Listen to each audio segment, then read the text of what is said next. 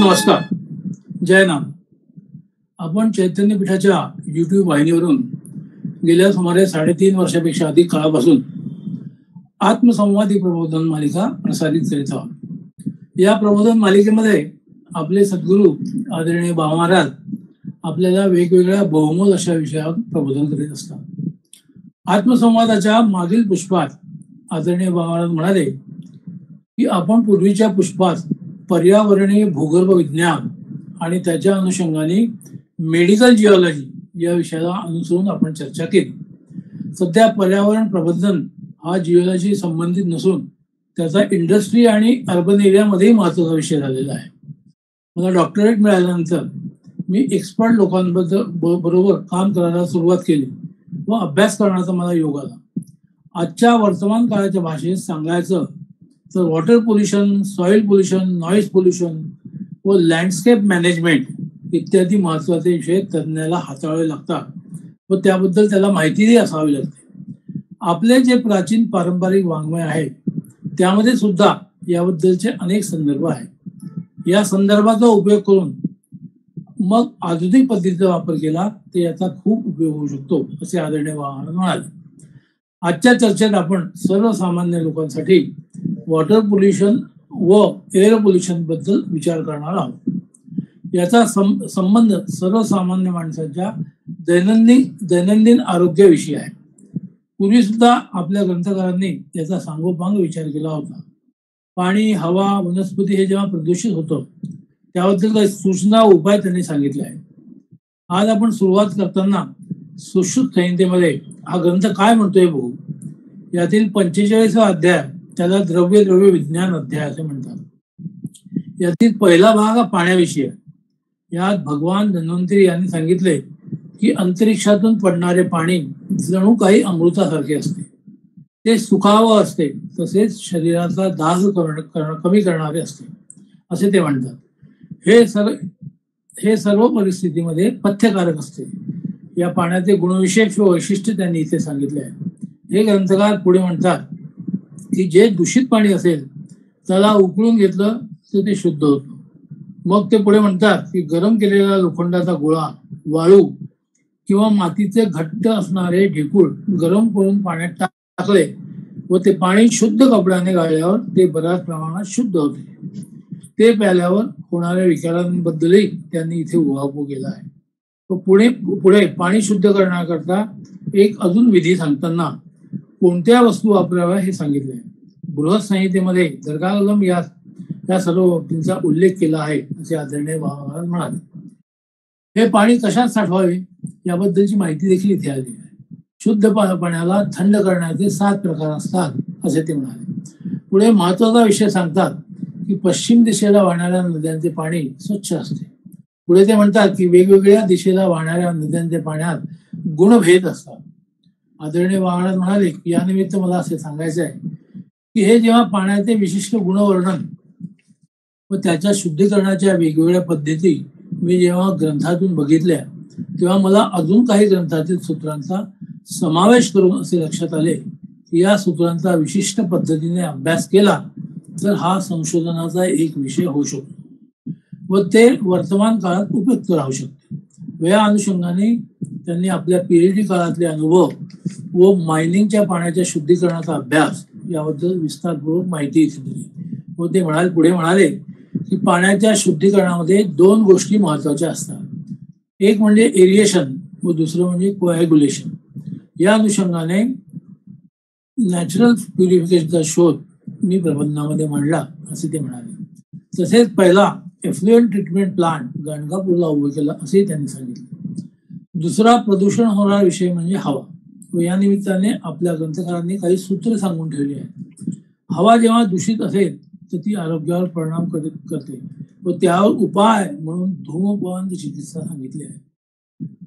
आता आपण अष्टांग हृदय ग्रंथामधल्या 21व्या अध्यायात काय म्हटले आहे ते बघू असे सांगून धूमपान चिकित्सेबद्दल आदरणीय महाराजांनी ते सविस्तर माहिती दिली. धूमपान चिकित्सा कोणी करू नये याबद्दल देखील माहिती आली आहे. धूमपान चिकित्सेसाठी वापरल्या जाणाऱ्या एका छोट्या यंत्राबद्दल सविस्तर माहिती इथे त्यांनी दिली. ही इनहेलिंग थेरपी आज सुद्धा वापरली जाते. आपल्या परंपरेत यासाठी एक अद्भुत विचार मांडला आहे. इथे वेगवेगळ्या शांत्या सांगितल्या आहेत. तसेच परंपरेने नित्य होम देखील सांगितलं आहे व वैश्वदेव तंत्र पण सांगितले आहे. त्यामुळे वायूची शुद्धी होते असे सांगून आदरणीय बाबांनी आपल्या प्रबोधनाला स्वल्प विराम देताना म्हणाले की आपल्याकडे यज्ञ विज्ञान संस्था अतिशय प्रगत होती व त्याबद्दल आपण पुढच्या पुष्पात चिंतन करू असे सांगून आदरणीय बाबांनी आपल्या प्रबोधनाला स्वल्प विराम दिला. मी त्यांना विनंती करतो की त्यांनी आजच्या प्रबोधनाला सुरुवात करावी. नमस्कार.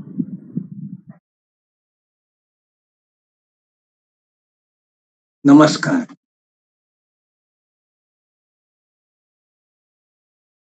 मागल्या पुष्पात आपण पर्यावरण भूगर्भ विज्ञान आणि त्याचा एक भाग असणार किंबहुना याची एक उपशाखा, या भूगर्भ विज्ञान शास्त्राची उपशाखा म्हणजे ब्रांच म्हणावं त्याला, मेडिकल जिओलॉजी म्हणजे एन्व्हायरमेंट जिओलॉजीची एक उपशाखा मेडिकल जिओलॉजी किंवा पेंडेमिक जिओलॉजी. म्हणून वैद्यक भूगर्भ विज्ञान किंवा मेडिकल जिओलॉजी साधारणपणे हा जेव्हा या विषयाला आपण सुरुवात केली आणि हा विषय सांगत असताना आपण यज्ञ हा विषय साधारणपणे घेतला होता. तर यज्ञाविषयी बोलत असताना सुरुवातीला जलप्रदूषण, तदनंतर वायू प्रदूषण. वायू प्रदूषणाचा मुख्य भाग जो आहे तो माणसाच्या शरीरावरती परिणाम करणारा आहे. तसा शरीरावर होतो तसा मनावर होतो, मनोजैविक होतो, सायकोसोमॅटिक. म्हणून वायू हा प्रदूषणाचा परिणाम जसा होणारा आहे तसा तो प्रकृतीवर होत असतो, झाडांवर होतो, सगळ्याच गोष्टीवरती वायूचा परिणाम जसा होतो. तर वायू प्रदूषणासाठी आपल्या पारंपरिक जी शास्त्रे आहेत त्यात सुश्रुत संहिता आहे, चरक संहिता आहे, अष्टांग हृदय आहे. या ग्रंथकारांनी जेव्हा धूमपान चिकित्सा किंवा इनहेलिंग थेरपी हा एक त्याच्याकरता उपाय सांगितला, त्याच्याविषयी आपण चर्चा केली. आणि जेव्हा एका विशिष्ट परिसरामध्ये, विशिष्ट भागामध्ये जर हे प्रदूषण असेल तर त्याच्यासाठी काय करावं, मग ते वैयक्तिक अशा पद्धतीचं प्रदूषण नसताना परिसराचं प्रदूषण असेल तर त्यासाठी मग यज्ञ किंवा होम किंवा हवन हा एक उपचार आपल्या पारंपरिक ग्रंथकारांनी सांगितलेला आहे. तर या होमामध्ये जे विविध प्रकार आहेत त्यातला महत्वाचा भाग असा आहे की त्याला भैषज याग असं म्हणतात. म्हणजे औषधींचं हवन करणं, विविध प्रकारच्या औषधींचं हवन, विविध प्रकारचे जे काही उपचार असतील त्याच्यावर अवलंबून आणि त्याच्या अनुषंगाने करायचे असतात. या विविध प्रकारच्या औषधी, त्याला असणारं हवीर द्रव्य आणि मग समिधा वगैरे विशिष्ट या पद्धतीचा होम करायचा. आणि मग त्यातला मंत्र जो आहे, त्याचं तंत्र आहे, कर्मकांड आहे, हा त्यातला एक लाक्षणिक भाग आहे किंवा त्याचा त्या होमाचा यज्ञाचा एक वेगळा भाग आहे. तर ही धूमपान चिकित्सेपेक्षा हा एक थोडा विस्तारित असा भाग आहे असं आपण म्हणूया. पण हा यज्ञ भाग कशासाठी, तर याच्या मागे एक मूळ कारण आहे. मी जेव्हा या विषयासंबंधी शोध कार्य करायला सुरुवात केली तेव्हा या विषयाचा माझा संबंध जो आला तो कशामुळे, तर मी थर्मल पॉवर स्टेशन मध्ये काही जेव्हा वरिष्ठ असे पर्यावरण भूशास्त्रज्ञ किंवा पर्यावरण शास्त्रज्ञ, एन्व्हायरमेंटल सायंटिस्ट लोक, संशोधक यांच्याबरोबर काही थर्मल पॉवर स्टेशन मध्ये अभ्यास करत असताना असं लक्षात आलं या थर्मल पॉवर स्टेशन मध्ये जो दगडी कोळसा किंवा अतिशय समृद्ध किंवा भव्य अशा या संयंत्रामध्ये मोठ्या अशा सतत जे काही तिथली वाफ निर्मिती करण्याकरता त्या संयंत्रा करता थर्मल पॉवर स्टेशन किंवा त्यांचं कितीतरी मिलियन टन्स अशा पद्धतीने कोळशाचं तिथे ज्वलन होतं आणि त्या कोळशाच्या त्या ज्वलनामुळे त्याचा एक्स्ट्रॅक्टची राख उत्पन्न होते. त्याला फ्लाय ॲश असं म्हणतात. फ्लाय याचा अर्थ ती उडणारी. मग ती जी राख असेल त्याचा अक्षरशः पर्वतप्राय असे ढीग या थर्मल पॉवर स्टेशनच्या बाजूला दिसून येतात आपल्याला त्या परिसरात. आणि मग ही जी फ्लाय ॲश आहे याचा परिणाम काय होतो तर याचा परिणाम काही वेळा काही लोकांचं असं म्हणणं आहे की हवेनी, पावसाने, पाण्यामुळे नदीत जर वाहून गेली तर नदीमुळे आणि मग इतर काही गोष्टीमुळे ही सगळी आसपासच्या परिसरामध्ये ही फ्लाय ॲश पसरते आणि मग एखाद्या भागामध्ये अशा पद्धती राख आहे. ती राख जर का चारीकडे फैलली, कोणाच्या शेतात गेली, मग काही शेतकऱ्यांचं म्हणणं कदाचित असं असतं की या राखेमुळे त्यांच्या जमिनीवरती विपरीत प्रभाव होतो. म्हणजे ती जी सॉईल आहे ती पोल्यूट झाली. ऍग्रिकल्चर सॉईल त्यात पोल्युशन झालं. काही लोकांनी असं म्हटलं की ती जर काही झाडं वगैरे असतील त्यांच्या तिथे जर गेली त्या झाडांचं प्रदूषण झालं. तर या पद्धतीचं हे जे प्रदूषण आहे ते लँड पोल्युशन झालं, सॉइल पोल्युशन झालं आणि मग कदाचित काही जे वनस्पती शास्त्रज्ञ अभ्यास करणारे असतात, शेतकरी असतात त्यांना असं वाटतं किंवा त्यांचा एक अभ्यासाचा विषय असतो की अशा पद्धतीने जर शेतीमध्ये काही झालं असेल तर तिथून जे काही त्यांचं पीक पाणी असते ते प्रदूषित होतं, हे त्यांचं म्हणणं असं असतं. मग या अनेक गोष्टींचा विचार हा जेव्हा समोर आला तेव्हा यात पारंपरिक यज्ञ संस्थेचा विचार करत असताना मला एक अशी गोष्ट लक्षात आली की साधारणपणे शेतकरी लोक हे जेव्हा शेतामध्ये पिकं वाढवण्याकरता काही विशिष्ट खतं वापरतात. ही खतं वापरण्याची जी पद्धत आहे सध्याची पिकं वाढवण्याकरता ही गेल्या साधारण 100-1 वर्षापासून जास्त प्रमाणामध्ये किंवा ज्याला असं म्हणतात की अतिशय जास्त एक्सेस अशा पद्धतीने सध्या काही ठिकाणी वापरण्यात आल्यामुळे या खतांमुळे काही जमिनीवरती दुष्प्रभाव दिसून येतो. जसा खतांवर दिसून येतो त्यावेळी जवळ दिसून राहणार जे पाणी असेल त्याच्यावर दिसून येतो. हा जर आपण विचार केला तर मग या खतांचा दुष्प्रभाव म्हणजे काय आहे तर सामान्यपणे जी माती असेल त्या मातीला जे काही त्याच्यामध्ये आपण एलिमेंट्स म्हणतो पण किंवा काही लोक त्याला क्षार म्हणतात. तर हा क्षार हा आजच्या पद्धतीने होमिओपॅथी किंवा बायोकेमिकचा एक वेगळा म्हणण्याचा भाग आहे, पण क्षार हा आपला जुना आहे. आणि जेव्हा पूर्वी अशी पद्धत होती की एखादी जमीन जर सलाईन असेल त्याला विशिष्ट पद्धतीचा क्षार जर जास्त असेल तर त्या ठिकाणी पिकं चांगली येत नसत, त्या ठिकाणी झाड उगवत नाही. म्हणून पूर्वीपासून त्याला क्षारपड जमीन असं म्हणण्याची पद्धत आहे. ओसाड, क्षारपड. मग तिथे गवत सुद्धा उगवत नाही अशा पद्धतीचे. मग त्या ठिकाणी पाणी असतं तेही खारट असतं कारण त्यात इतके क्षार असतात. हा जसा भाग आहे तर या भागामध्ये विज्ञाननिष्ठ अभ्यासक जो असेल, संशोधक असेल तर त्यांच्याकरता एक विशेष माहिती म्हणून सांगायचं तर जिओलॉजीवाले जे लोक जेव्हा अभ्यास करतात अशा प्रकारच्या जमिनीचा तर त्यांचा एक वेगळ्या प्रकारचा अप्रोच असतो. एक वेगळ्या प्रकारचा दृष्टिकोन काय आहे तर जमिनीमध्ये ठराविक पद्धतीचं जर काही एलिमेंट किंवा क्षार असेल तर किंवा एखादा धातू असेल तर त्याचा परिणाम जसा माणसावर दिसतो तसा माणसावर दिसतो म्हणजे काही विशिष्ट प्रकारच्या व्याधी उत्पन्न होतात.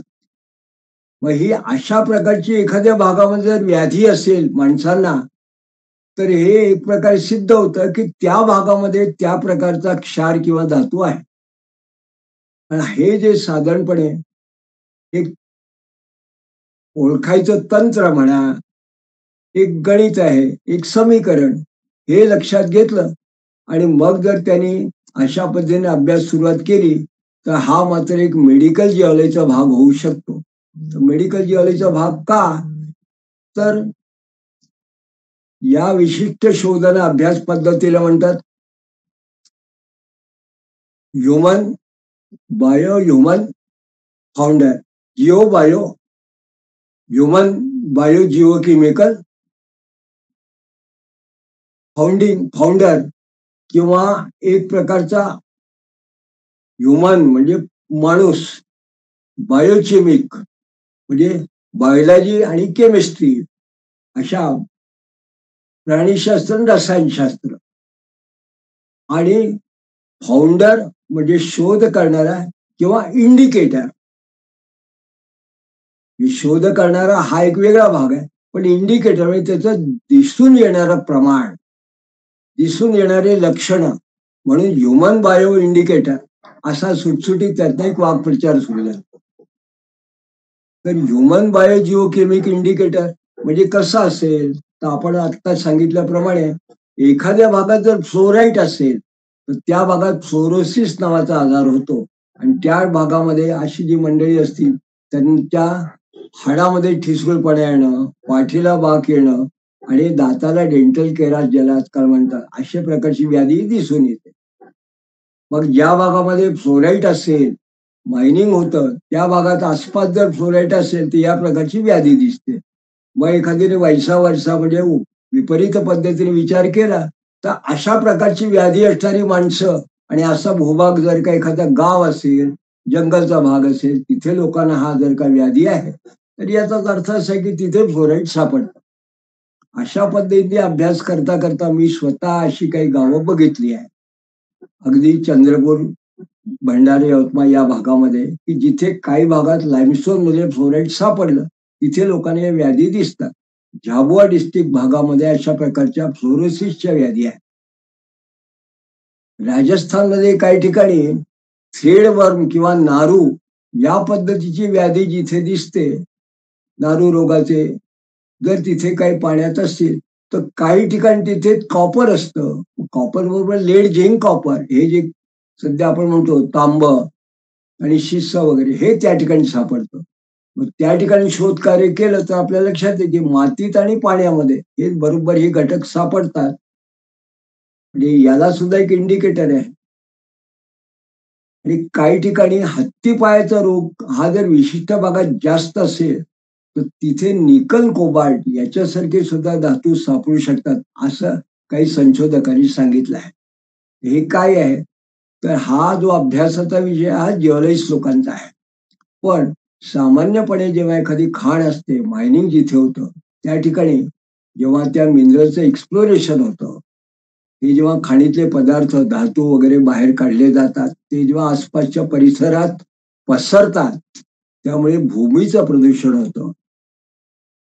शेतीचं जी माती असेल त्याचं प्रदूषण होतं, आणि काही वेळा तिथली वनस्पती झाडं असतील ते सुद्धा प्रदूषित झाल्यामुळे त्यांच्या पिकांची नासाडी होते, नव्हे तर त्यांच्यात दुष्प्रभाव निर्माण.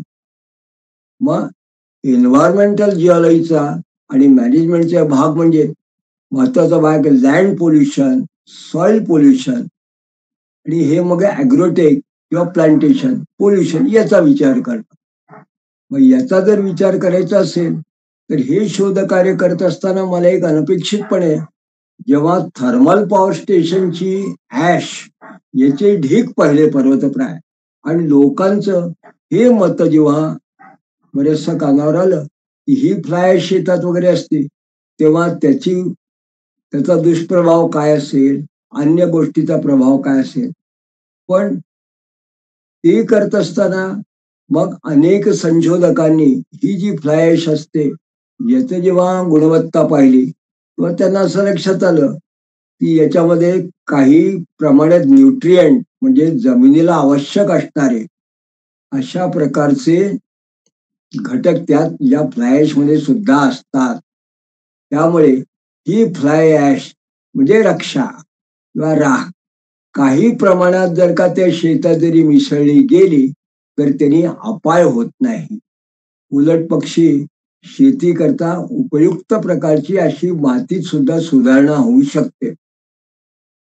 असा विज्ञान संशोधकांनी निष्कर्ष काढला. याच्याबद्दल बरचसं साहित्य उपलब्ध आहे.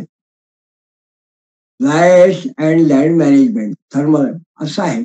पण याच कल्पनेच्या बरोबर एक महत्वाचा मुद्दा असा की ही फ्लाय ऍश सध्या काही ठिकाणी उपलब्ध असेल, त्याच्यावर लोकांनी संशोधन केलं. फर्टिलायझर हे 100 वर्षापूर्वी होते. त्यामुळे बायोकेमिकच्या पद्धतीने उपचार म्हणून हे लोकांनी त्या मातीची गुणवत्ता वाढवायची किंवा मातीमध्ये फर्टिलायझर टाकलं, मग त्यात सोडियम असो, मग नत्र म्हणतात त्याला, मग फॉस्फेट असो, मग ते टाकलं, त्याच्यात नायट्रेट टाकलं, तर ते जर त्यात टाकलं तर काही वेळा ते झाडाचं प्रमाण आपल्याला पिकाचं वाढतं. पण एक्सेस जास्त झालं तर तो त्रासदायक होतो. मग त्यामुळे काय झालं, त्यामुळे जमिनीची धूप नाही झाली, फक्त ती दूषित झाली. माती दूषित झाली, जमीन दूषित झाली. त्याच्यात येणारं जे पाणी आहे ते जेव्हा वाहून नदीला मिळतं, त्यामुळे त्या नदीचं पाणी दूषित झालं. आणि मग आपल्याला काही ठिकाणी असं लक्षात येईल की सांगली वगैरे भागामध्ये मी जेव्हा काही कारणाने गेलो, तेव्हा अनेक ठिकाणी अशा शेतांच्या लगत असणाऱ्या खूपशा विहिरी आहेत. त्या विहिरींमध्ये सुद्धा पाण्यामध्ये सॅलिनिटी दिसून येते. एक प्रकारचा खारटपणा वगैरे, दोष ज्याला म्हणतात प्रदूषण, हे त्या पाण्यामध्ये आलं. कशामुळे? तर त्या आसपास असणारे हे जग सगळं शेतातलं एक्सेस फर्टिलायझर याच्यावर लोकांमध्ये सध्या बरीचशी जागृती आहे. का जागृती आहे? की मग लोक म्हणतात की आता हे फर्टिलायझर न वापरता, कृत्रिम न वापरता वेगळ्या पद्धतीने आता आपण ऑर्गेनिक शेती करावी, म्हणजे किंवा निसर्ग शेती करावी.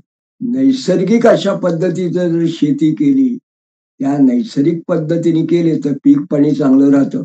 म्हणून मग त्याला नवीन नवीन पद्धती लोकांनी शोधून आणल्या. आहे पारंपरिकच आहे, पण त्याला गांडूळ खत म्हणजे पूर्वी जे असायचं पारंपरिक पद्धतीने, त्याला वर्मी कंपोस्टिंग, वर्मी कल्चर अशा पद्धतीने गांडुळाचा तो प्रकार सुरू झाला. ऑर्गेनिक शेती चालू झाली. मुख्य म्हणजे त्याच्यामध्ये गोमूत्र, गोमय वगैरे याचा वापर करायचा. अशा पद्धतीने शेती करायचा. हा प्रकार आपल्याला दिसून येतो. उत्तम अशा आणि याचे आपण एक म्हणतो की एक प्रकारचे फॉलोअर्स हे हजारोच्या संख्येने करतात. त्याचे लोक उत्तम उपाय सांगतात. मला आता जेव्हा या पद्धतीने विचार करत असताना मला एक गोष्ट अशी लक्षात आली, की साधारणपणे 90च्या आसपास किंबहुना 86 ते 90च्या आसपास मी जेव्हा माझं संशोधन कार्य चालू होतं, तेव्हा एक वेगळ्या पद्धतीचा रिसर्च पेपर मी जेव्हा बघितला, कोणीतरी अभ्यासकाने तो प्रकाशित केलेला असं बघितला. त्यात त्यांनी काय केलं होतं, की यज्ञ झाल्यानंतर यज्ञाचं जे विशिष्ट भस्म आहे आणि अभिमंत्रित असे जे तीर्थ आहे, त्या ठराविक पद्धतीच्या जमिनीच्या काही भागामध्ये, ज्याला ककुंबर म्हणजे कापडी, ब्रिंजल म्हणजे वांगी आणि टोमॅटो अशी त्यांनी जी घेतली पिकं, लहान प्लॉट पाडावे अशा पद्धतीचे त्या प्लॉटमध्ये हे तिन्ही पिकं घेतले आणि त्याच्या बाजूच्या प्लॉटमध्ये सुद्धा हे घेत असताना त्याची जेव्हा 2 भाग झाले, एका भागात त्याने पारंपरिक पद्धतीने, म्हणजे जे सध्या लोक करतात ते पारंपरिकपेक्षा फर्टिलायझर म्हणा वगैरे हे सगळं त्यांनी टाकलं, पेडिक्युअर, मॅनिक्युअर म्हणते. एका भागात त्यांनी काय केलं, एका भागात त्यांनी यज्ञाचं भस्म टाकलं आणि तीर्थाचं सिंचन केलं त्याच्यावर. आणि मग त्यांनी तो निष्कर्ष असा लिहिला, की ज्या भागामध्ये त्यांनी यज्ञाचं भस्म टाकलं होतं, तीर्थाचं विशिष्ट सिंचन केलं होतं आणि त्या भागामध्ये एक प्रकारचं असं अभिमंत्रित अशा पद्धतीचं पाण्याचं तीर्थ त्यांनी असं म्हणते केलं होतं. त्या त्या विशिष्ट भागामधली जी काही हे कुकुंबर, कावळी, काकडी असो, टोमॅटो असो, ब्रिंजल असो, असे जे होते, ही पिकं उत्तम पद्धतीची आहे. तिची क्वालिटी सुधारली, त्यांचं वजन सुधारलं. मुख्य तिथल्या मातीमध्ये सुद्धा सुधारणा दिसून आली. उलट पक्षी जी सामान्य होती, त्याचं त्यांनी लक्षण सांगितलं. तर हा जो एक प्रकारचा प्रभाव आपण म्हटलं, विशिष्ट यज्ञाच्या भस्माचा किंवा तीर्थाचा हा पहिला जेव्हा त्या 86 ते 90 काळामधला जो पहिला पेपर मी असा बघितला, त्या ग्रस्तांची माझी भेट झाली आणि त्यांनी जेव्हा हा अशा पद्धतीचा प्रयोग त्यांनी स्वतःच्या शेतात करून मला दाखवला, तेव्हापासून मला उत्सुकता उत्पन्न झाली की यज्ञसंस्था ही अशा पद्धतीने भैषज उपचार किंवा पर्यावरण या क्षेत्रामध्ये, पर्यावरण प्रबंधन क्षेत्रामध्ये सुद्धा अशा पद्धतीने जमीन असो, माती असो किंवा वृक्ष असो यांना उपचारक प्रभाव निर्माण करू शकते, म्हणून ही यज्ञ संस्था महत्वाची आहे. मग याच्याविषयी अभ्यास करताना किंवा असं लक्षात आलं की खरोखर पारंपरिक जी सध्या आता पारंपरिक या करता की किमान 50, 60, 70 वर्ष तरी लोक फर्टिलायझर वापरतात ते, आणि त्यांची आता इतकी रेलचेल आहे की त्या फर्टिलायझरची लोकांना सवय होऊन गेली, खतांची आधुनिक. मग कितीही लोकांनी सांगितलं याचे दुष्प्रभाव, तरी एकदम लोकांना त्यातनं वळता येत नाही, म्हणून मी त्याला पारंपरिक म्हटलं की पारंपरिक मध्ये बदल झाले. पण यात बदल जर करायचा असेल तर त्याच्याकरता मग आता आपल्याला पूर्वीची जी कृषी आहे पद्धत त्याच्याकडे वळायला पाहिजे. किंवा ना पूर्वीची जी सॉइल किंवा मातीची शुद्धी करण्याची पद्धत आहे त्याच्याकडे पुन्हा आपल्याला वळलं पाहिजे. पण ते नुसतं वळलं पाहिजे म्हणजे कसं, तर त्याच्याकरता मूळ आधार हा यज्ञ संस्था आहे. यज्ञामध्ये फक्त धूमासाठी जसा हवनोपचार आहे तसा वेगवेगळ्या पद्धतीने जर यज्ञ तुम्ही केले आणि त्याची जी राख आहे किंवा रक्षा आहे, ती रक्षा जर तुम्ही शेताच्या तुमच्या उपयुक्ततेसाठी जर ती रक्षा उपयोगात आणली, तर आता आपल्याला अशा अनेक प्रकारच्या संशोधन केलेल्या, शास्त्राने सिद्ध केलेले असे विज्ञाननिष्ठ असे प्रयोग झालेले असं साहित्यामध्ये ग्रंथ आपल्याला बघायला मिळतील. मी स्वतः जे प्रयोग केले त्याचं एक साधं उदाहरण मी सांगितलं. पण यज्ञीय भस्म आणि साधी चुलीतली राख कोळशाने केलेली यात तफावत आहे. पण केवळ गोमूत्र, गोमय, गोघृत आणि याच्याबरोबर काही विशिष्ट समिधा यांचा उपयोग जर केला तर त्यातनं जी राख उत्पन्न होते त्याच्यापासून सुद्धा काही परिणाम होतो. मग ही फक्त जर का यज्ञ न करता एखादा सामान्य शेतकरी असेल, त्या सामान्य शेतकऱ्यांनी जर असं म्हटलं की आम्हाला काही यज्ञाचं तंत्र माहित नाही, त्यांनी काय करावं, तर त्यांनी विशिष्ट पद्धतीने गोमूत्र घ्यावं, विशिष्ट अमुक इतकं तूप घ्यावं, मग काही प्रमाणात त्यांनी गोमय घ्यावं शेण, आणि काही प्रमाणामध्ये औदुंबराखालची माती घ्यावी आणि ती ठराविक प्रमाणात गुळ वगैरे किंवा मध असेल ते टाकलं आणि त्याचं जर त्यांनी पाणी तयार केलं आणि त्या पाण्याचं सिंचन करून ते जर त्यात दिलं तर त्याला एक वेगळ्या पद्धतीची सुद्धा ट्रीटमेंट या पद्धतीने त्या शेतीची होऊ शकते. हे तंत्र मला माझ्या त्या अभ्यासामध्ये जेव्हा मी प्रत्यक्ष या तंत्रकर्ते जे ग्रस्त आहेत त्यांनी हे आणलं समोर, ते जे ऋषी कृषी देशपांडे त्यांची जेव्हा माझी भेट झाली कारंजाला आणि त्यांनी जेव्हा मला याविषयी माहिती सांगितली त्यानंतर आम्ही काही प्रयोग केले, तेव्हा मला पहिल्यांदा एक शब्द कळला की ऋषी कृषी.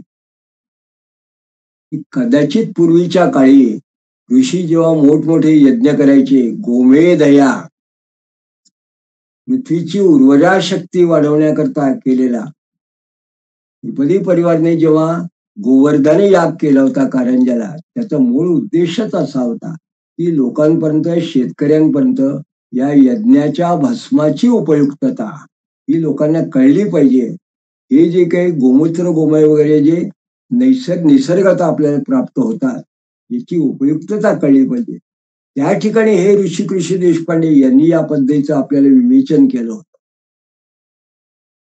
पण त्याची साधी सोपी कल्पना कशी होती, तर औदुंबराखालची माती, त्यालाच त्यांनी असं म्हटलं अंगारा, आणि ही औदुंबराखालची माती घेऊन त्याच्यामध्ये काय विषय, तर औदुंबराची जी फळं असतात त्याच्यामध्ये एक प्रकारचे वर्म्स असतात, ते त्या मातीत मिसळले असतील तर त्याचा लाभ होतो, ते गोडसर असतात.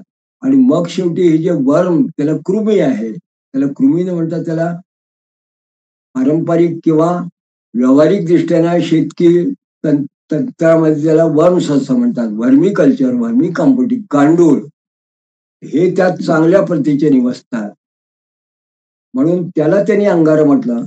पण आपण सुरुवात करताना जेव्हा काही मंडळींनी जे प्रयोग केले तेव्हा आपण भस्म घेतलं, कारण भस्मामध्ये सुद्धा गोमूत्र, गोमय, गोघृत असतं, विशेषतः काही हरितद्रव्य असतात. हरिद्रा म्हणजे हळद असते त्यात, यष्टी मधू म्हणजे एक प्रकारचं मधूतच असं बनतो, पण ते अशी काही समिधा म्हणून त्यात घेतल्या होत्या, तर त्याचा परिणाम आणखीन चांगला होता. आणि मग केवळ कचऱ्यामधून, शेतातला विखुरलेल्या कचऱ्यामधून एक प्रकारचं गांडूळ खत तयार करायचं, त्यात हे भस्म टाकलं तर आणखी वेगळा प्रभाव दिसतो. अशा पद्धतीचे प्रयोग आपणही केलेले आहेत, काही आपल्या माझ्या बरोबरच्या सहकार्याने. हे सगळे प्रयोग करत असताना मग असं लक्षात आलं की आपल्या वैदिक साहित्यामध्ये प्रदूषित असं जर का माती असेल, भूभाग असेल, तर त्याला हे प्रदूषण दूर करण्यासाठी तंत्र सांगितलेलं आहे. हे जे तंत्र आहे अतिशय सोपं आहे. वर्षानुवर्ष नव्हे तर हजारो वर्ष, किमान आपल्याकडे शेतकी असल्यापासून, महाभारत कालापासून या पद्धतीचे यज्ञतंत्राचे प्रयोग आणि त्यातला शेतकीचे प्रयोग हे होत होते, म्हणून कृषी पराशर सारखे ग्रंथ हो, अन्य ग्रंथ असो, हे त्याबद्दल माहिती सांगायची. घरातल्या घरात जर छोटासा याग करायचा असेल तर त्या ठिकाणी हवन करताना वैश्वदेव तंत्रीण असं म्हणायचं. घरातलं प्रदूषण दूर करायचं, माती वगैरे, पंचसुरा दोष त्यांनी जातो, म्हणजे जमिनीतलं काही जे कृमी असतात ते नष्ट होतात त्या धुरामुळे वगैरे. हे जसं मोठ्या यज्ञामुळे, धुरामुळे वातावरणाची शुद्धी होते, तसं ते जे रक्षा आहे, भस्म आहे, त्यांनी जमिनीचं सुद्धा शुद्धीकरण होतं. आणि न यज्ञ करताना सुद्धा, यज्ञ न करता औदुंबराखालची माती आणि मग हे सगळं जर आपण इनग्रेडियंट ज्याला म्हणतो ते एकत्र केलं, तरीही उत्तम पद्धतीने ऋषी कृषी पद्धतीने सुद्धा जमिनीचं आणि शेतकीचं, आपल्याला मातीचं जे त्याची गुणवत्ता आहे ती सुधारता येते, असं ग्रंथ काय आहे. तर हा जसा ऋषी कृषी हा एक भाग मी बघितला. पूर्वीचा जो ग्रंथ तो पराशर कृषी आहे, पण नवीन आधुनिक ऋषी कृषी देशपांडे यांनी समोर आणलेली, कोकणचे अतिशय विद्वान आणि या क्षेत्रात तज्ञ, यांचे सुद्धा हजारो मंडळींनी प्रयोग केलेले आहे. आणि हे करत असताना मग ज्याला होमा फार्मिंग किंवा अग्निहोत्र कृषी याविषयी सुद्धा मी जेव्हा अभ्यास केला, तेव्हा ती जी परंपरागत अग्निहोत्र कृषी करणारी मंडळी आहे त्यांनी सुद्धा उत्तम पद्धतीने संशोधन केलं आहे. आणि या संशोधनाचे सुद्धा अनेक ग्रंथ उपलब्ध आहेत. या सुद्धा संशोधनकर्त्यांच्या ग्रंथकारांबरोबर अनेक उत्तम असे आधुनिक विज्ञाननिष्ठ सायंटिस्ट, वैज्ञानिक हे सुद्धा काम करतात आहे. आणि आपल्या देशात नव्हे तर पाश्चात्य देशात सुद्धा अग्निहोत्र कृषी तंत्राचा लोक वापर करतात. याचा अर्थ आपली जी वैदिक परंपरागत अशी जी पद्धत आहे, ही पद्धत खरोखर उपयुक्त आहे, त्या अग्निहोत्र कृषी याच्यावर दिसून येतं. म्हणून जेव्हा वैदिक तंत्र आपण म्हणतो तेव्हा अग्निहोत्र कृषी असो, ऋषी कृषी असो, अथर्वण कृषी तंत्र असो, किंवा आजचं ऑर्गेनिक शेती अशी कृषी तंत्र असो, या सगळ्यामध्ये वेदोक्त पद्धतीने सुद्धा आजच्या आधुनिक कृषी तंत्रामध्ये जे काही उणीवा आहे, ज्याच्यामुळे दोष उत्पन्न होतात एक्सेसिव्ह फर्टिलायझेशनमुळे, त्याचा ते दोष दूर करून पुन्हा जमीन पूर्ववत करण्याचं सामर्थ्य आहे या वैदिक तंत्रामध्ये. आणि याच्याकरता काही महत्वाचा असा जो भाग आहे तो आज मला मुद्दाम सांगायचा आहे या निमित्ताने, की आपल्याकडे एक पद्धत आहे की कृषी तंत्रामध्ये साधारणपणे पूर्वीपासून जेव्हा ग्रंथकारांनी असं म्हटलं, पण ग्रंथकारांनी म्हणताना काय म्हटलं, गीतेचा श्लोक जर आपण घेतला तर गामाविश्यच भूतानी धारम्या महोमो जसा पुष्पामी चौषधी सर्वा सोमो भूत्वा रसात्मक, 15 अध्याय गीतेतला श्लोक आहे. तर याचा सामान्य अर्थ काय, तर पुष्पामी चौषधी सर्व सोमो भूत्वा रसात्मकम, म्हणजे वनस्पती चंद्रप्रकाशात वाढतात असं त्यांनी गीतेच्या या ग्रंथकारांनी गीतेने सांगितलं आहे, जे आज खऱ्या अर्थाने शास्त्रीय सत्य आहे. कारण अशी जंगलातली झाडं ज्यांना फक्त हवा आणि पाणी मिळतं, पण यांना बाकी सगळ्या गोष्टी कुठून मिळतात, ती त्यांना कुठून मिळतात म्हणजे सोमो भूत्वा रसात्मकम, जणू काही प्रकृतीतून जो सोम त्यांच्यामध्ये मिळतो, चंद्रप्रकाश, सोम म्हणजे चंद्र, या प्रकाशाबरोबर जे काही त्यांना आणखी मिळत असेल, मग ते वायूमधून मिळतं, त्या पाण्यामधून मिळतं, आणि त्या ठिकाणी जणू काही भूमीमधून निसर्गता त्यांना काय प्राप्त होतो. म्हणून निसर्ग शेती पूर्वी असणारी जंगलातली हा सुद्धा आहे त्याच्यामध्ये, कारण तिथे फर्टिलायझर नाही, तिथे एक्सेसिव्ह ऑर्गॅनिक नाही, काहीच नाही, यज्ञ सुद्धा आहे. पण एक महत्वाची भाग काय आहे की पराशर ऋषींनी जेव्हा याचा अभ्यास केला या विशिष्ट वेळ, तेव्हा त्यांनी असं म्हटलं, नवापयेत तिथो रिक्ते क्षीणे सोमे विशेषतः, म्हणजे अशा रिक्त स्थिती असती जेव्हा खरोखर चंद्राचा प्रकाश यांना मिळत नाही, अशा ज्या तिथी असतील त्या शेती कर्माकरता उपयुक्त नाही. तर तैत्तिरीय उपनिषदाने असं म्हटलं, चंद्रमसा वाव सर्वाणी ज्योतिषी मह्यंते, म्हणजे की या सगळ्याचा एक अर्थ असा आहे की वनस्पतीची वाढ ही जणू काही चंद्रप्रकाशात होते, आणि अशा पद्धतीने जेव्हा ही वाढ जेव्हा होत असते तेव्हा एक प्रकारे त्यातले जे जीव जीवाणू असतील, ही वाढ करून देणारे मातीतले किंवा त्या तिथे पालापाचोळा वगैरे सगळे असतात, तर त्याच्यात काय असतं, तर हे जे काही मंत्र आहे याचं पुढे आपल्या वैदिक ऋषींनी तंत्र तयार केलं आणि ते झिरपत आलं. तर आता मला एक या ठिकाणी मुद्दाम असं सांगायचं आहे की आपण जी रासायनिक खतं पिकांना देतो, ती पिकं जी असतात ती खरोखर ती रासायनिक खतं घेतात का, तर त्याच्यामध्ये काय आहे की माणसाचं जसं शरीरामध्ये नायट्रोजन, पोटॅशियम, फॉस्फरस हे जसं असतात, हे घटक असतातच, त्याला मराठीमध्ये शेतकरी हा नत्र, स्फुरद आणि पालाश असं म्हणतात. मग ते वनस्पतीत कुठून येतात, ते जे घटक असतात ते जमिनीतून येतात. आणि मग सामान्य शेतकरी किंवा जे आपल्याला असे जे ॲग्रॉनॉमिस्ट वगैरे असतील ते काय सांगतात की ते जमिनीमधून येतात, जमिनीत ते कमी पडू नये, कारण कोणी आपण भरपूर त्याची पिकं घेतली त्यामुळे जमिनीत करून म्हणतात, म्हणून ती रासायनिक खतं टाकायची कृत्रिम आणि त्याची भरपाई. तर त्यामुळे त्यांचं म्हणणं असं आहे की जमिनीमधलं नायट्रोजन संपलं म्हणून आपण वरून नायट्रोजन टाकतो, म्हणून तेवढ्यासाठी वर खताचा डोस दिला पाहिजे असं ते म्हणतात. पण आत्ता जर सूत्र आपण बघितलं तर त्यात असं आहे की सोमोभूत्वा रसात्मकम, म्हणजे वनस्पती हे जे नायट्रोजन आहे हे जणू काही त्या जमिनीतनं घेतच नाही असा एक अर्थ होतो. मग हे असं का, तर एका विज्ञाननिष्ठ शास्त्रज्ञाने, त्याचं नाव थॉमस जे बॅरट, यांनी असं म्हटलं याच्या एका संदर्भामध्ये, हार्नेसिंग दी अर्थवर्म,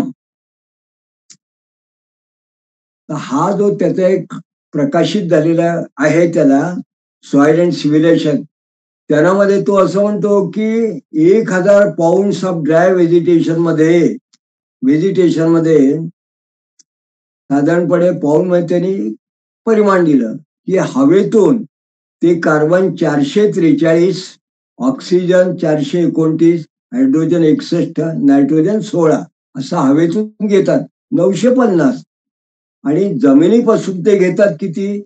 1000 पैकी 950 हवेतून घेतात, 50 फक्त जमिनीतून घेतो. किती? तर 16.80 potassium, 6.20 calcium, 4.30 sodium, 3.70 sulphur, 0.40 iron, 7.20 silicon, 5.60 phosphorus, 3.60 magnesium, 2.16 chlorine, 0.02 trace element, असं फक्त 50 ते तिथून कुठून घेतात? जमिनीतनं घेतात.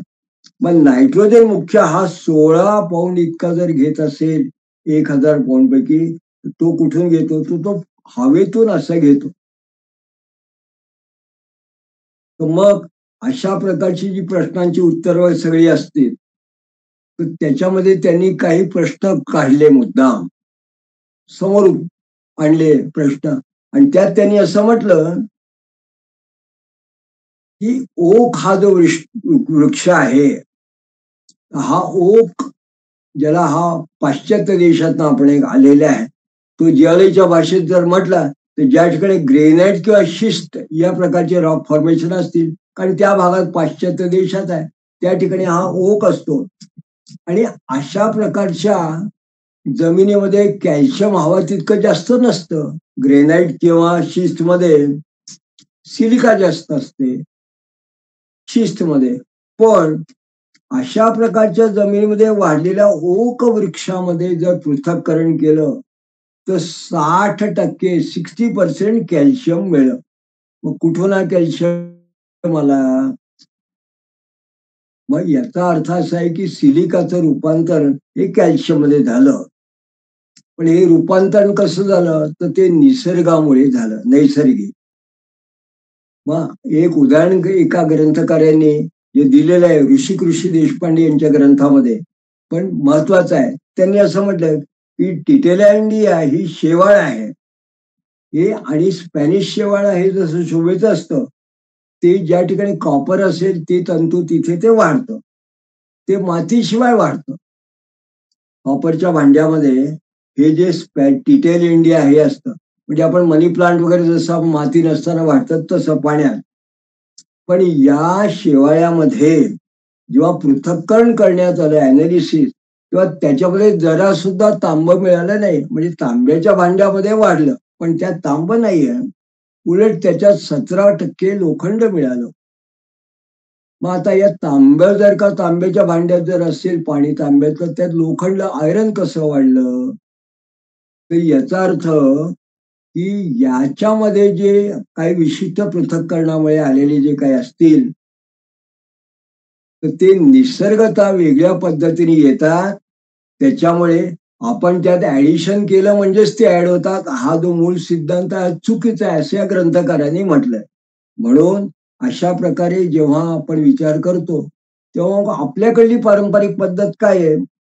तर वनस्पती आपलं जे काही मूळ अन्न असतं ते दिवसा सूर्यप्रकाशातल्या हवेतील कार्बन डाय घेतात, मुळातून पाणी घेतात, आणि सूक्ष्म घटक या दोन्ही मधून त्यांना प्राप्त होऊन जातात. आणि अशा पद्धतीमुळे इतर सूक्ष्म घटक जर ते तसंच स्वतः तयार करत असतील तर ती शक्ती जी मूळ आहे, ज्याला पृथक्करण म्हणतो, अॅनालिसिस, डिसोशिएशन वगैरे, ही शक्ती वनस्पती स्वतःच तयार करते. तर अशा पद्धतीने हे आपण बघितलं की हे सगळे घटक असतात. आणि हे असताना पराशर कृषी जो ग्रंथकार आहे त्यांनी असं म्हटलंय की जर काही कारणाने जमीन निर्जीव झाली असेल तर ती जमीन किंवा जमीनची माती, तर त्याला काय करायला पाहिजे? तर कृषीर्धन्या कृषीर्मर्धा जंतुना जी नमक कृषी ही हिंसादी दोषयुक्तोपी मुच्यते तिथी पूजनात. म्हणजे जणू काही शेतकऱ्याचं जीवन किंवा त्या जमिनीचं जीवन हे त्या जमिनीतल्या जीवाणूवर अवलंबून असतं. आणि जेव्हा आपण एखादी मशागत वगैरे करतो तेव्हा जमिनीतले जीवाणू जेव्हा मरतात, म्हणून अशा पद्धतीने ती जेव्हा जमिनीत जीवाणू मरतात, पण तेच जणू नव्याने खत सुद्धा तयार करतात. कारण त्या ठिकाणी त्यांची प्रजोत्पादन जशी होती, तर ती या पद्धतीने वाढवायचा विचार करताना कृषी देशपांडे सांगितलं की याच पारंपरिक पद्धती विचार करताना त्यांना वडाच्या झाडाचं लक्षण समोर आलं. तर त्यांनी असं म्हटलं की वडाच्या झाडाखाली पावसाळ्यात खूप मोठ्या प्रमाणात नाईट क्रॉलर आणि फार्म वार्म जातीचे गांडूळ, कारण ते मूळचे शेतकरी होते, त्यांनी असं म्हटलं की उन्हाळ्यात त्याच्यामध्ये थंडगार असा त्या वड्याच्या झाडाचा पाला असतो. मग त्याची फळं खाण्यासाठी अनेक प्रकारचे असंख्य जातीचे पक्षी झाडावर बसतात. त्यांचं मलमूत्र वगैरे जे त्या झाडावर असतं त्यामुळे ती माती जणू काही सजीव होते. आणि या सगळ्यांबरोबर पावसाळ्यात जेव्हा या वडाच्या झाडाच्या पारंब्या सुटतात, त्याच्यामध्ये नवनिर्मितीसाठी लागणारे हार्मोन्स, एन्झाईम निर्मिती करण्याची क्षमता असते. आणि म्हणून आपल्याकडे जणू काही पूर्वजांनी या वडाचं झाड हे नष्ट होऊ नये, तोडू नये, म्हणून याला एक प्रकारे धार्मिक अधिष्ठान केलं. त्याला वडाचं पूजन करतात, म्हणून वटसावित्री सारख्या पूजा करतात. पण अशा वड्याच्या झाडाखालची जी माती असते त्याच्यामध्ये हे सगळं मिश्रण असल्यानंतर ती माती समजा एका एकराला 15 किलो कमीत कमी जर घातली, तर ती 15 किलो माती जणू काही फर्टिलायझर प्रमाणे त्या एखाद्या एका एकराच्या त्या मातीला शुद्धीकरणाचं काम करते. आणि जणू काही ही माती सुद्धा वडाच्या झाडाखालती निसर्गाचा त्या 1 एकरच्या भागात दिली तर ही फक्त ट्रीटमेंटसाठी काम करते. आणि काही वेळा तुम्ही जर नाही फर्टिलायझर वापरलं तर ती माती सुद्धा एक प्रकारे उपयुक्त असं फर्टिलायझेशनचं काम करू शकते. आणि ते त्यांनी जेव्हा शोधून काढलं, तर हा त्यांचा एक महत्वाचा शोध असं म्हणायला पाहिजे, जो जरी वैदिक पद्धतीने आलेला आहे. कारण औदुंबर कल्पवृक्ष त्याला म्हटलं आहे. तेव्हा या वडाचं किंवा वटवृक्ष जो आहे हा कल्पवृक्ष आहे एक प्रकारचा.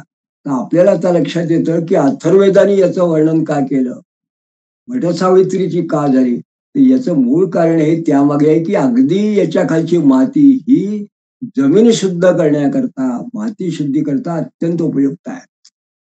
त्यांनी एक शोध त्याच्यामध्ये दिलाय जो पारंपरिक ग्रंथकारांनी दिलाय. तो काय आहे, तर त्यांनी असं म्हटलंय, कांड बीजानाम छेद लेपो मधुघृतेन कंदानाम अस्थि बीजानाम शकुदा लेपाहा. म्हणजे काही वेळा जे कांडीसारखं बी असतं लांब असं, त्याला मध आणि तुपाचा कांड बीजानाम छेद लेपो मधुघृतेन, त्याला मधु म्हणजे मध हे चांगलं तूप याचा एक प्रकारचं लेपन करावं. आणि कठीण कवचाचं जे बी असेल, कठीण कवचाचं जे बी असेल, कंदानाम अस्थि बीजानाम शकुदा लेपाहा, त्याला शेणाचा गोमूत्र गोमाई याचा लेप द्यावा. असं या मंत्राचा एक साधारणपणे त्यांनी गोषवार आहे. आणि हा मंत्र कशातला आहे, तर एक सगळ्यात महत्वाचा आहे की ग्रंथकारांनी म्हणजे ऋषिकृषी देशपांडेने जो ग्रंथ लिहिला आहे त्यात त्यांनी संदर्भ दिला आहे. तो चाणक्य, ज्यांचा आपण कौटिल्य अर्थशास्त्र ग्रंथ आपण म्हणतो, त्यांच्याच एका ग्रंथाचा संदर्भ त्यांनी सांगितला आहे. तर हे आपल्याकडे वेद कालापासून चालत आलेले जे वैदिक साहित्यात आहे हे चाणक्यांचं वर्षन आहे. त्यांचं म्हणणं आहे काय, तर कांड बीजानाम छेद लेपो मधुघृते ना कंदानाम अस्थि बीजानाम शकुदा लेपा. म्हणजे मध, चांगलं तूप, गोमूत्र आणि गोमय याचा कसा उपयोग शेती वाढवण्याकरता, जमिनीकरता करावा. तर मग याच्यामध्ये आपल्याला काही वेळा आयुर्वेदाचे नियम असं जेव्हा लक्षात येतं, मग याचा प्रयोग जेव्हा काही मंडळीने केला तेव्हा असं लक्षात आलं की गाईचं तूप, मध, गाईचं शेण आणि पाणी याचा आणि याचा काही गोमूत्र वगैरे केलं आपण तर याचाच उपयोग करून सुद्धा उत्तम पद्धतीने पारंपरिक कृषी आपल्याला करता येते. आणि आपण हे जेव्हा लेपन करतो किंवा अन्य पद्धतीने आपण जर का त्या शेण वगैरे त्या सुपात घेतलं, पाखडलं, त्याला लेपन करून वाळवलं आणि मग ते बीज केलं, तर मग पूर्ण शेतामध्ये फर्टिलायझर किती द्यायचं, पोत्याने द्यायचं का हा विषय नाही.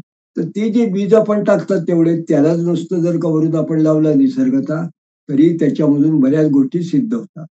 हे या ग्रंथकारांचं असं म्हणणं आहे. तर अशा पद्धतीने आपण बघितलं, की या आपल्या पारंपरिक ग्रंथांमधून सुद्धा एक खूप वेगळ्या पद्धतीचं भूमीचं शुद्धीकरण कसं करावं, सॉइल याचं शुद्धीकरण कसं करावं, याच्याबद्दल आपल्याला सांगितलंय. अनेक ग्रंथकारांनी सांगितलंय, अनेक लोकांनी संशोधन केलेलं आहे. आणि थर्मल पॉवर स्टेशनच्या ऍश बद्दल जसं अनेक लोकांनी अभ्यासपूर्ण ग्रंथ केले, तसा मी फक्त एक संदर्भ आपल्याला असं सांगतो की साधारणपणे कॉन्फरन्स अशा ज्या झाल्या याच्यामध्ये planning commission bringing home organic farming into mainstream of Indian agriculture system अशी जी काही एक आंतरराष्ट्रीय परिषद झालेली आहे शासनाच्या मदतीने 2009 मध्ये, हा समग्र ग्रंथ सुद्धा जणू या होमा फार्मिंग पारंपरिक पद्धतीवरती आपल्याला उपयुक्त माहिती सांगणारा आधुनिक विज्ञान पद्धती आणि वैदिक यज्ञ पद्धती याचा विश्लेषण करणारा असे रिसर्च पेपर सांगणारा. ही आपण जेव्हा विचार करतो तेव्हा आपली ही यज्ञ पद्धत आहे ती सुद्धा सर्वसामान्यपर्यंत कशी पोचते हे आपण असं बघितलं. म्हणून यज्ञाने जसा पर्यावरण म्हणजे वायूचं प्रदूषण असेल त्याच्यावर उपचारक अशा पद्धतीने परिणाम जसा होतो, यज्ञामधलं जर तीर्थ असेल ते मंत्रवारी जल याचाही परिणाम जसा होतो, तसा यज्ञातलं भस्म आहे या भस्माचा सुद्धा शुद्धीकरण आणि प्लांटेशन वाढवण्यासाठी, कृषी उत्पन्न वाढवण्यासाठी ऑर्गेनिक फार्मिंग म्हणून सुद्धा या यज्ञाचा भस्माचा परिणाम होऊ शकतो. याच्याबद्दल अत्यंत विस्तारपूर्वक सांगणारे अनेक ग्रंथ आहेत, अनेक संदर्भ अशा पद्धतीचे साहित्य उपलब्ध आहे. पण त्या सगळ्याचा आपण सर्व काही विचार करू शकत नाही. थेट अथर्ववेदापासून याविषयी आपल्याला काही संदर्भ मिळतील. पण भूमीविषयी आपण चर्चा आता सध्या इथे थांबवू. मग महत्वाचा घटक आहे नॉईज पोल्युशन. नॉईज पोल्युशनचा संदर्भ का, तर विशिष्ट पद्धतीचा जो ध्वनी असेल तो जर का वाढत गेला तर काय काय होतं हे आजकाल सांगण्याची गरज नाही. पण तरी मी सांगतो की ठराविक डेसिबल्स तो जो ध्वनी आहे हा जर वाढला तर आधी हृदयाची धडधड होते, मग आपल्याला आधी कानठाळ्या बसतात, मग हृदयाची धडधड होते आणि मग याचा जो परिणाम होतो तो इरिटेशन म्हणजे माणसाला चिडचिड होणे, राग वाढणे अशा पद्धतीचा जेव्हा परिणाम होतो आणि त्याच्याही पलीकडे गेला तर मग बीपी, डायबिटीज, शुगर वगैरे अशा हार्ट सारखे अशा अनेक व्याधी या सुद्धा किंबहुना मानसिक एक वेगळ्या प्रकारचा ताणतणाव आणि मनावरती प्रभाव निर्माण करणारे अशी सुद्धा ध्वनी प्रदूषणे होऊ शकतात. मग जर ध्वनी प्रदूषणामुळे जर मानसिक दुष्प्रभाव उत्पन्न होत असतील तर चांगल्या ध्वनीमुळे चांगला प्रभाव का उत्पन्न होणार नाही. याच्याकरता काय सूत्र आहे, तर याच्याकरता सूत्र असं आहे की विशिष्ट पद्धतीचं संगीत ऐकावं. संगीताने माणसावर परिणाम होतात, संगीताने वृक्षांवर परिणाम होतात आणि संगीताने पशूंवर परिणाम होतात.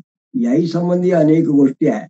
एक संदर्भ सूत्र फक्त आपल्याला सांगतो की वमन विरेचन अतियोग असं जे चरक संहितेमधला जो भाग आहे, या त्या योगाचा जो भाग आहे त्याच्यामध्ये एक सूत्र असे साम गंधर्व शब्दाश्च सध्यानाश्च प्रयोजे. विशिष्ट पद्धतीने साम गायन म्हणजे एक संगीत, वैदिक संगीत सामवेद ऋचांचं गायन जर केलं तर प्रज्ञानाश म्हणजे एक प्रकारे जो अनकॉन्शियस झालेला आहे अशा माणसावर सुद्धा परिणाम घडवता येतो. आणि आज मला असं सांगायचं आहे की संगीतोपचार म्हणून जे प्रयोग आपण करतो आहोत, तर या संगीतोपचाराचं मूळ जे आहे ते अशा पद्धतीचा मंत्रोपचार मध्ये आहे. पण हा मंत्रोपचारच सुद्धा कसा आहे, तर हा विशिष्ट साम पद्धतीने केलेला मंत्रोपचार आहे. जेव्हा काही मंत्रांनी आपण पाण्याला अभिमंत्रित करतो तेव्हा त्या पाण्यामध्ये विशिष्ट प्रकारचे गुणधर्म उत्पन्न होतात. त्याला तीर्थ असं म्हणतो. मग हे जे त्यातले गुणधर्म असतात हे सुद्धा परिणाम करणारे असतात. त्याला मंत्रभारित मंत्र ट्रीटेड वॉटर असं म्हणतो. जेव्हा विशिष्ट पद्धतीचे मंत्र असतील ते जर का एखाद्या पेशंटला ऐकवले आपण त्याच्याकरता जप केला तर त्या पद्धतीचे आपण महामृत्युंजयासारखे मंत्र असते त्याचा वेगळा परिणाम होतो. आणि स्वरित म्हणजे गायनाच्या पद्धतीने जर ऐकवले सामगान पद्धतीने त्याचाही परिणाम होतो.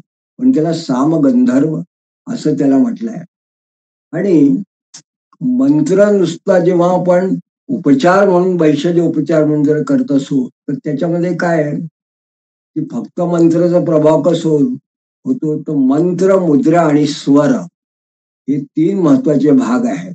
स्वराचा संबंध ह्या आपल्या प्रत्यक्ष श्वसनाशी आहे. आपली जी नाडी चालते किंवा आपले जे हार्ट बीट्स आहे याचा संबंधी आहे. मंत्राचा शब्द संबंध हा मनाशी आहे. मुद्रा हा आपले ज्याला पोश्चर म्हणतो म्हणजे त्याला बैठक विशिष्ट पद्धती आहे शारीरिक याच्याशी आहे.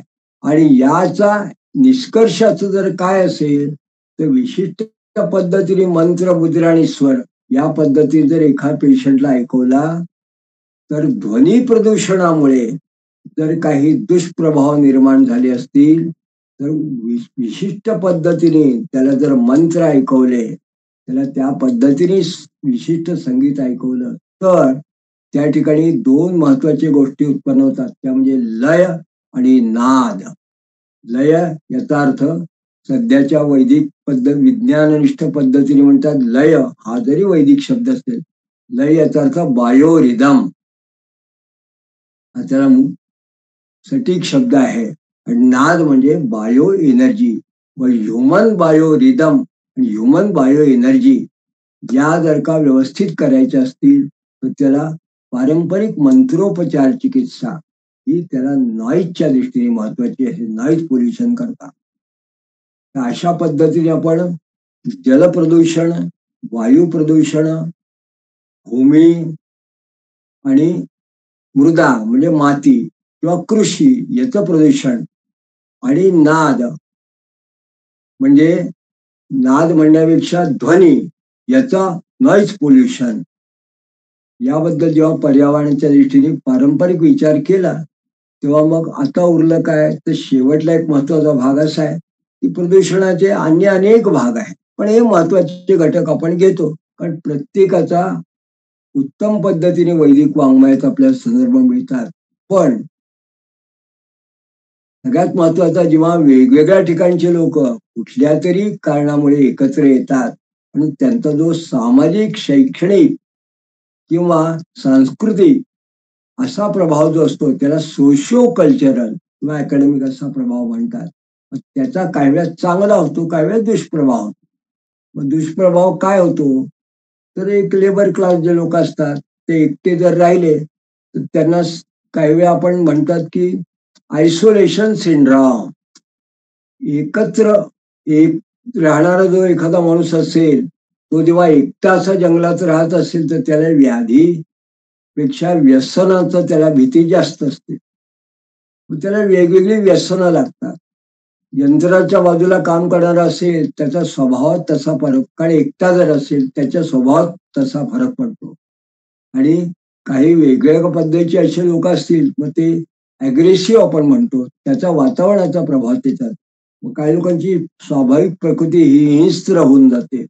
काही लोक दुर्बळ होतात आणि या सगळ्याचा परिणाम जसा मनावर होतो तसा काही वेळा एकलकोंडा माणूस असेल तर तो काही वेळा त्याचा शरीरावर सुद्धा परिणाम होतात. मग याला सोशिओ कल्चर जर असेल तर याला मग काय आहे, तर आपल्या पारंपरिक शास्त्रांनी याला असं म्हटलंय की ग्रुप प्रेयर.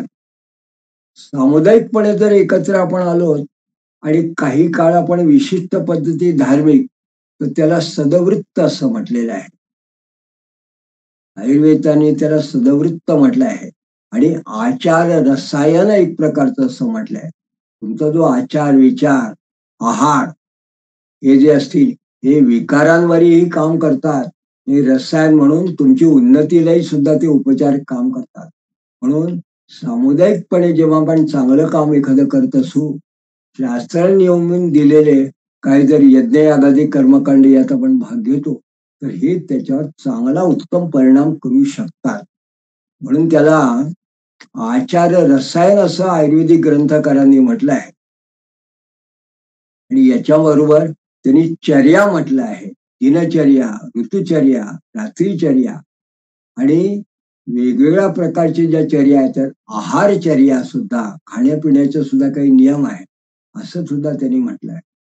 तेव्हा एक मोठा आपल्या पारंपरिक जे ग्रंथ आहे त्याच्या स्वस्थ वृत्त कुठल्याही परिस्थितीमध्ये माणसाने श्री विपरीत असेल तर त्यांनी स्वतःच एक प्रकारचं तंत्र असलं, तर शरीर स्वस्थ ठेवण्याचं हे कसं करावं निर्माण, याच्याकरता त्यांनी जणू काही आपल्याला एक उपदेश केला. आणि हा उपदेश करत असताना जेव्हा त्यांनी असं म्हटलं की मानस असतो क्रोध शोक भय हर्ष विषादेर्षा सुया दैन्य मात्सर्य लोभ काम प्रभुतया इच्छा द्वेष वैर्य वतंती. म्हणजे मानसिक व्याधी जेव्हा निर्माण होतात, त्यात क्रोध शोक भय हर्ष विषाद ईर्षा, हे सगळ्या प्रकारच्या या सगळ्या मानसिक व्याधी ज्या असतील, तर या मानसिक व्याधी सुद्धा एक प्रकारचा जो यज्ञ आहे, त्याला काही लोकांनी यज्ञानाम जपयज्ञोस्मी असं म्हटलंय, समुदायाने यज्ञ म्हटलंय. तर याला मानसिक रोगांच्या सुद्धा अशा सोशो कल्चरल याच्या परिणामच्या व्याधी याच्यावर सुद्धा वैदिक पारंपरिक जे आहे ते उपयुक्त असं आहे. त्याच्यामध्ये काही ठिकाणी त्याने असं म्हटलंय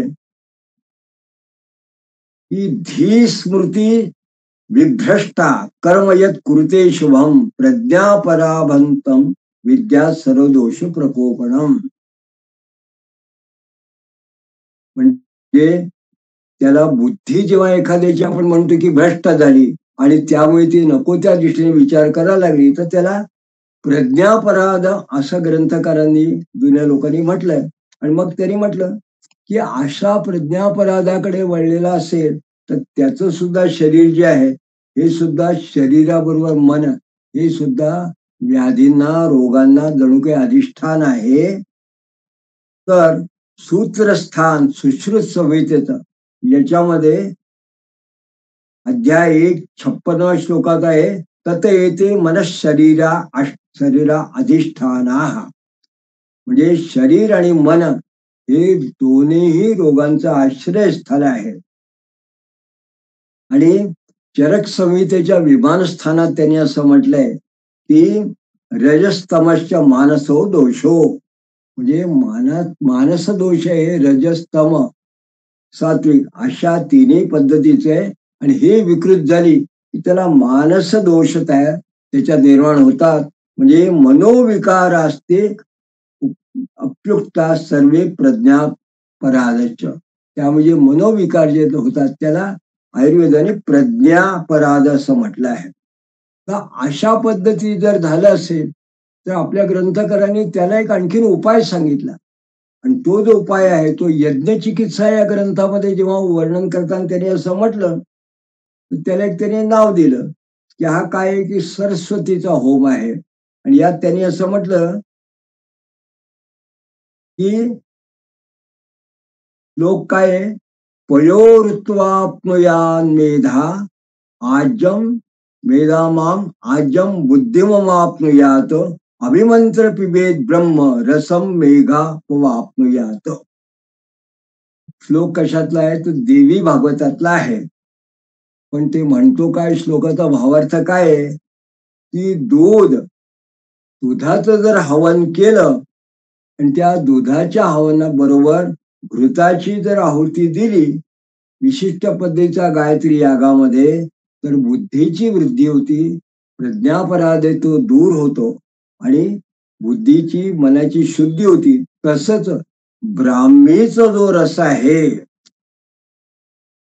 अभिमंत्र पिबेत ब्रह्म, म्हणजे ब्राह्मी या वनस्पतीचा रस हा जो आहे, याला जर गायत्री मंत्राने अभिमंत्रित करून विशिष्ट गायत्रीचा उपचार करून जर पान केलं तर त्याची बुद्धी ही शुद्ध होते. म्हणजे प्रज्ञापराध किंवा अशा प्रकारचे जे दोष त्याच्यामध्ये उत्पन्न झाले असतील ते सुद्धा दूर होतात. तर एक प्रकारचं हे मानस आयुर्वेद किंवा आयुर्वेदिक सायकॉलॉजी अशा प्रकारचा हा एक उपचार आपल्याला या निमित्ताने बघायला मिळतो. हे काय आहे तर जे socio cultural impact, adverse impact किंवा पोल्युशन आहे त्याच्यावरती एक उदाहरण म्हणून मी फक्त हा या ठिकाणी आपल्याला सांगितलंय. तर अशा अनेक प्रकारच्या मंत्र आणि या व्याधींसाठी दूर होण्यासाठी आपल्याला या ग्रंथकारांनी, वेगवेगळ्या ग्रंथकारांनी आपल्याला असे उपाय सांगितलेले आहेत.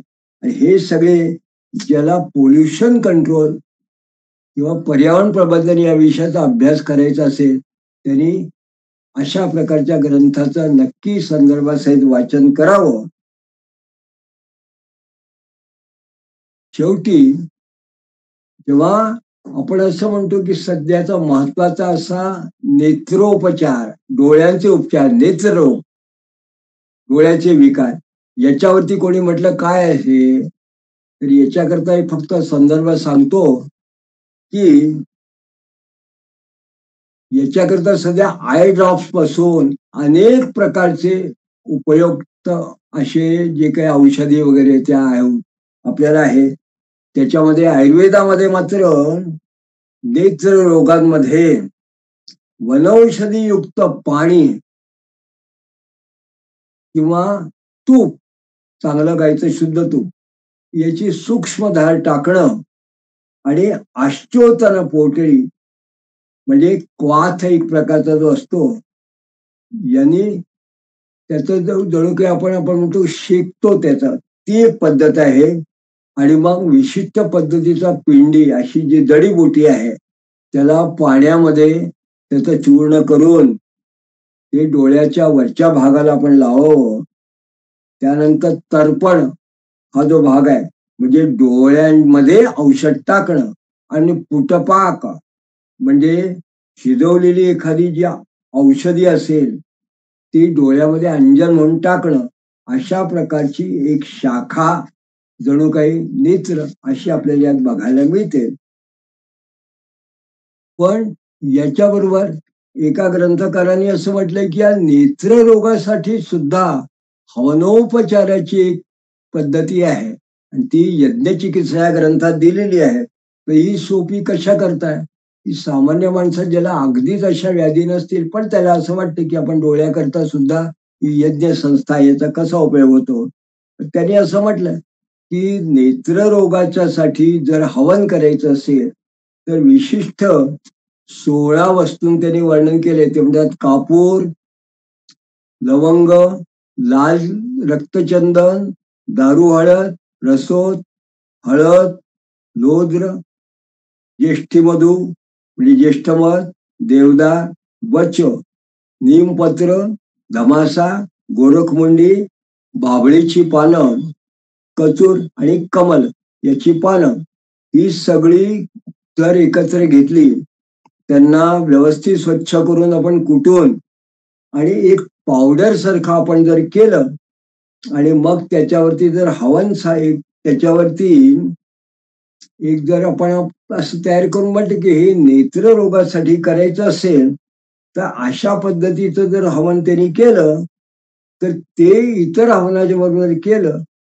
तर सूर्य गायत्रीच्या मंत्र यांनी जर केलं तर अशा पद्धतीने हे जो हवनोपचार म्हणून यज्ञासाठी त्या उपयुक्ततेसाठी हा यज्ञोपचार हा एक प्रकारचे उपचार पद्धती म्हणून आपण त्याचा उपयोग करू शकतो. तो अनेक ग्रंथांमधून अथर्ववेदापासून थेट गायत्री महातंत्र आणि त्यानंतर त्याच्यावर आधारित हा यज्ञ चिकित्सा हा जो ग्रंथ तयार झालेला आहे, अशा अनेक ग्रंथांचा परामर्श घेताना आपल्याला असं लक्षात येईल की यज्ञ संस्था याचा जसा पोल्युशन दूर करण्यासाठी उपयोग आहे, व्याधी दूर करण्यासाठी उपयोग आहे, एकत्रित करण्यासाठी योग आहे, मेधा वृद्धीसाठी योग आहे, बुद्धी आपली उत्पन्न चांगली व्हावी याच्याकरता आहे, दुष्प्रभाव दूर व्हावे याच्याकरता आहे.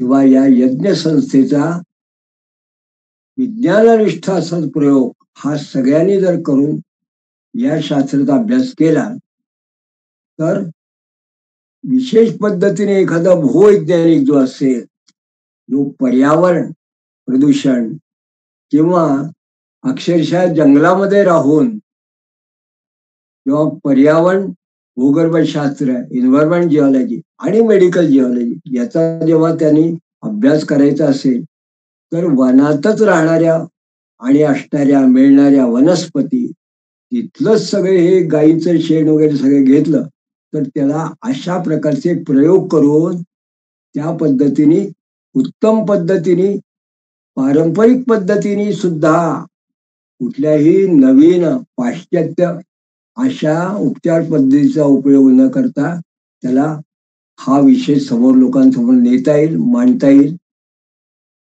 असं सांगून आज आपला हा विषय याला इथं मी पूर्णविराम देतो आणि पुढे आपण आता एक याच भूगर्भ विज्ञान विषयाविषयी एक वेगळी शाखेचा आपण विचार करणार आहोत. तोपर्यंत नमस्कार.